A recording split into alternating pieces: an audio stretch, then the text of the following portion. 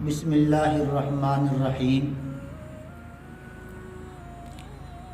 आज अपने तमाम नाज़रीन और सामिईन हज़रात की खिदमत में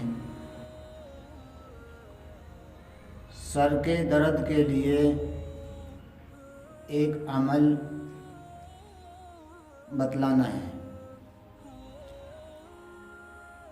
अगर किसी के सिर में दर्द हो तो उसको चाहिए कि वो माथे पर हाथ रखकर 41 मरतबा यानी कि 41 मरतबा इस दुआ को पढ़ें।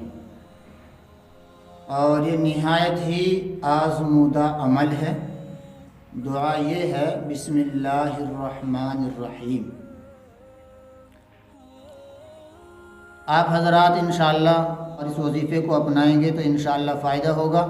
अगली बार हम आप हज़रात को वीडियो में शुगर की बीमारी का इलाज यानी दुआ और ला इलाज बीमारी की दुआ बतलाएंगे इंशाअल्लाह। आप हज़रात हमारे साथ बने रहें और दीनी बातों से इस्तिफ़ादा करते रहें और दीनदारी चैनल के ज़रिए से दीनदार बनते रहें। अल्लाह ताला सबको समझ और अमल की तौफ़ीक़ अता फ़रमाएँ और अल्लाह ताला तमाम बीमारों को शिफ़ा अता फ़रमाएँ। आमीन। वमा तौफ़ीक़ी इल्ला बिल्लाह। अस्सलामु अलैकुम व रहमतुल्लाह।